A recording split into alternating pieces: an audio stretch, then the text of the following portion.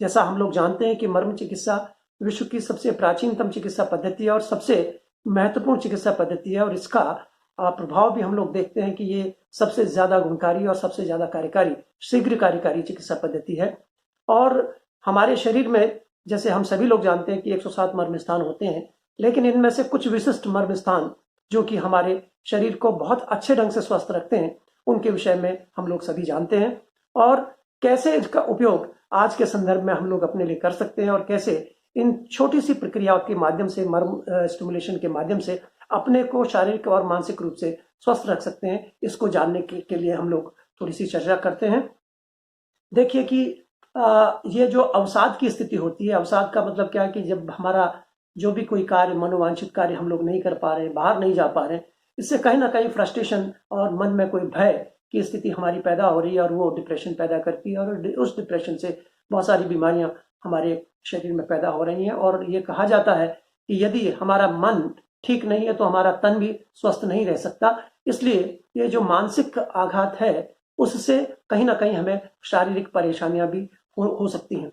उनको दूर करने के लिए छोटे से अभ्यास हैं जिनको हम लोग कर सकते हैं। उनके लिए सबसे पहले मैं आपको बताना चाहूंगा कि हमारे जो सिर के मर्म हैं, उनको यदि हम उत्प्रेरित करें तो बहुत सारी मानसिक रोगों से, और जिसको हम सत्व से संबंधित बीमारियां, उनको हम लोग ठीक कर सकते हैं। और उनमें सबसे महत्वपूर्ण है जिसको हम अधिपति मर्म कहते हैं। अधिपति मर्म जो सबसे शीर्ष पर होता है, हमारे शरीर के ऊपर होता है, और जहां पर हमारे ये जहां पे बालों का एक भंवर सा होता है, उस स्थान पर हमारा अधिपति मर्म होता है। इसी को हम लोग मास्टर पॉइंट भी कहते हैं।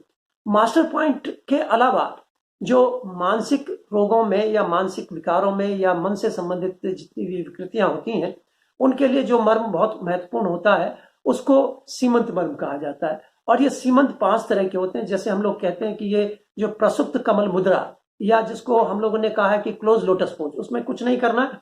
उसमें अपने दोनों हाथों को आप ऐसे ले लीजिए, और ये जो हाइपोथिनर इमिनेंस है उसको अपांग मर्म पर रख लीजिए, और आप देखेंगे कि आपके ये दोनों उंगलियां आपस में, जो दोनों हाथों की उंगलियां जो हैं वो आपस में मिलती हैं, और ये जो बीच का जो हमारा सीमंत होता है उस पर एक प्रभाव आप पैदा कर सकते हैं, उसको दबाव एक उत्पन्न कर सकते हैं।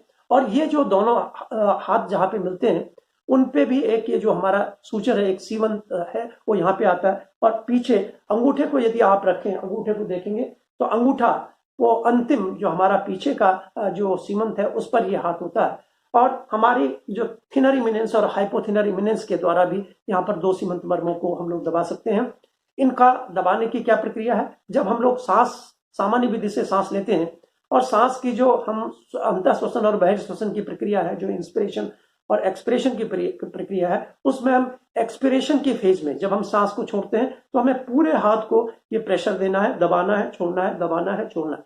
और ये 15 से 18 बार इसको हम लोग करते हैं, और इस ढंग से हम अपने जितने भी मन की जो विकार है और मानसिक जो रोग हैं, उनको ठीक करने में सहयोगी हो सकते हैं। इसके अलावा जो एक हाथ में एक महत्वपूर्ण मर्म स्थान होता है जिसको हम लोग तल हृदय कहते हैं, और सभी लोग जानते हैं कि जब हम मुट्ठी बंद करते हैं तो बीच की उंगली जहां पर स्पर्श करती है उसको तल हृदय कहते हैं। दोनों हाथों के तल हृदय को देख लीजिए, और दोनों हाथों के तल हृदय को आप क्रमशः दबाएंगे, और 15 से 18 बार इसको दबाएंगे, और 0.8 सेकंड का एक स्टिमुलस देंगे। तो इससे भी हमारे मानसिक और जो हृदय की तकलीफें हैं उसको कम होती है। जो मन और हृदय से संबंधित जो विकार हैं वो ठीक होते हैं। एक तीसरा एक महत्वपूर्ण मर्म बिंदु और है जो हमारी साइकोलॉजिकल डिसऑर्डर्स को ठीक करता है, जो हमारी उद्विग्नता है या हमारी जो बेचैनी है, हमारी जो परेशानी है, उसको ठीक करने का जो महत्वपूर्ण मर्म बिंदु होता है, उसको हम लोग मणिबंध कहते हैं। आप समझ सकते हैं कि यदि हम मणिबंध का मतलब जो रिस्ट ज्वाइंट होता है, दोनों हड्डियों के ऊपर जो रेडियस के जो स्टाइलाइट प्रोसेस है उसके ऊपर स्नो बॉक्स के पास, यदि आप दोनों हाथ को दूसरी रिस्ट से पकड़े, रिस्ट को दूसरे हाथ से पकड़ें, तो देखेंगे कि मिडिल फिंगर और थंब के बीच में आपकी जो रिस्ट है आ जाती है। तो इतना प्रेशर होता है, एक प्रेशर आप फील कर सकते हैं, और उसको क्लॉकवाइज और एंटी क्लॉकवाइज घुमाएंगे तो इससे आपका मणिबंध मर्म उत्प्रेरित होता है। इसको 15 से 18 बार दोनों मर्मों को, मणिबंध मर्म को आप दबाने से या घुमाने से आप अपने मस्तिष्क की जितनी भी जो एक्साइटेटरी कंडीशंस हैं उनको नॉर्मलाइज कर सकते हैं।